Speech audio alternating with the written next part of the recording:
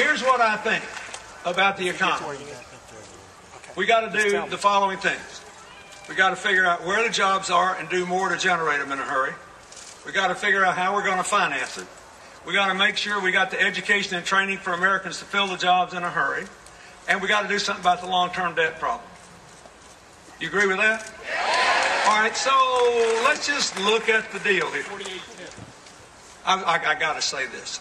I know you didn't win, but I thought the Kentucky football team was magnificent in that game against Auburn. Magnificent. And I stayed up late watching every play, cheering for you, and I thought, God, this is amazing. Now, how do you suppose they did that? They watched the game film, right?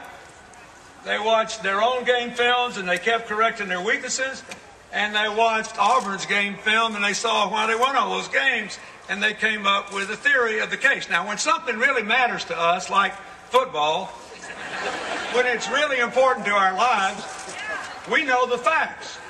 But when something's not important, like economics and politics, well, we just let people run these crazy ads and drive us nuts and do emotional things. Folks, you got to look at the game films. I spend an hour a day looking at the economic game films. So here's what I want to tell you. First of all, we have recovered 70% of the annual income, the GDP we lost from the bottom of the recession. Now, how's the competition doing? Germany's recovered 60%, Japan's recovered 50%, the United Kingdom's recovered 30%. That's not supposed to make anybody happy, but it just tells you we're not doing very bad compared to the competition. The problem is all the jobs are in the last 30% and when we get out of the hole and start growing again. So the issue is, where are we going to get the jobs? If you look all over the world in rich countries, the jobs are going to come from basically four places. From small business, from bringing back manufacturing, from green energy, and from infrastructure, from rebuilding the basic things that make this country work. Now, 2/3 of all the job growth in real booms, including when I was president, come from small business. This guy actually has a plan to build on what has been done, to give small businesses tax credits every time they hire somebody, so you don't get something for nothing. You actually have to hire somebody, but then you get a tax credit. And then to make it easier for the banks to go loan the money. I'll say more about that in a minute. That's a huge deal. We've got all these green energy projects in the stimulus bill that Mr. Paul wants to repeal, which coincidentally will not only kill hundreds of thousands of jobs, but will raise taxes on 100 million working families that got it out of that stimulus bill. That's a clear choice.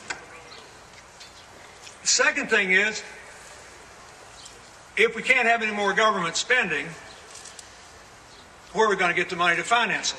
The banks now are well. They have $1.8 trillion in cash. So we have to do more to make it easy, not harder, for community banks that did not cause this problem to start loaning money. He's got a plan to do that, right? The other thing we have to do is to make sure that the biggest banks in Wall Street and elsewhere cannot go back to doing what got us into trouble in the first place. Let me just give you one example.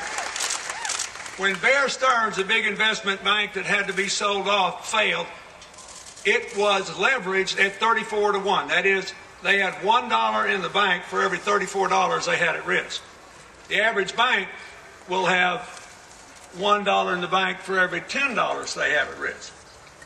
So there's a bill now that's been passed that says not only are you protected now from gouging from credit cards and other things, we're not going to let that happen again. So these banks are going to have to go back to loaning money the old-fashioned way to create jobs and start and expand businesses.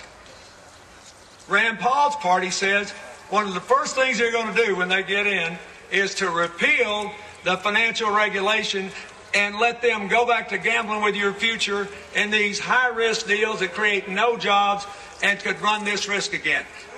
The bill that has been passed by our party prohibits future bailouts, but more important, has rules that will prevent future bailouts. They're going to have more of the same. It's a big choice.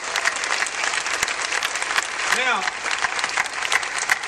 Here's the third thing that's important, and I'm telling you, every college and university student in Kentucky who does not vote in this election ought to be ashamed of themselves for this reason alone.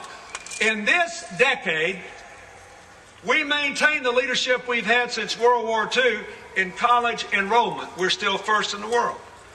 But we fell all the way to 9th in the world in the percentage of adults with college degrees. And every student can tell you why. Because the college costs went up 75% after inflation, and grants and loans didn't keep up, and the dropout rate exploded all across America. This is playing Russian roulette with our future. Not just your personal future, our collective future. I worry about this. Now, let me tell you. So when Jack worked for Governor Patton, one of the things he did was to help to craft a response to the crisis that existed then and make it possible for more young people to go to college and to stay. So he's got a record here. Now this bill, this is really important. This is why every college student in America should vote. The Congress passed and the President signed a student loan reform that nationalized a program I did on a voluntary basis as president, and then President Bush ended. It had the Department of Education set aside a reserve and loan the money directly to students. Now that'll happen to everybody. Here's what happened. The cost of the loan went down. The cost of repaying the loan went down. And for the first time in history, every single student with a college loan will be able to pay that back as a matter of right as a small, fixed percentage of your income when you get out of college, no matter how low that income is. Now, what does that mean?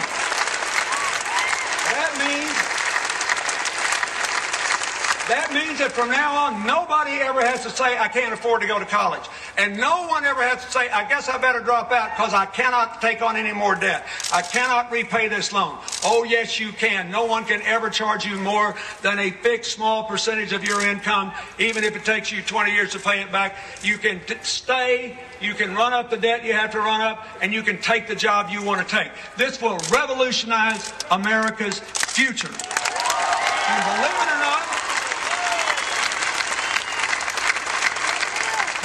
not, it actually cuts the debt by $60 billion because we're not paying middlemen anymore to do something we don't need doing, and because when students can pay back their loans, they do it.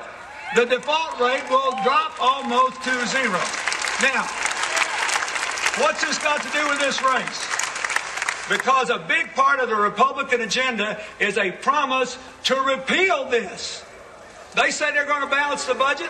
They want to repeal this, make it more expensive to go to college, harder to pay your loan back, and add $60 billion to the debt because the people that are paying for these secret ads would like their money back. Don't buy it. Don't let them play you. If you want every American to be able to go to college and stay and get a degree, you better vote for Jack Conway for the United States Senate. And every one of you, every single one of you who is here, you need to talk to every student who is not here. And not just on this campus, but all across the Commonwealth. Every single college student has a vested interest, a personal interest. And our country has a national interest in this issue. We can't be 9th in the world in the percentage of our people with college degrees and expect to lead the world economically into the 21st century. This is a clear choice. Now, last thing I want to say is, and I actually got my notes here. I want to look at this.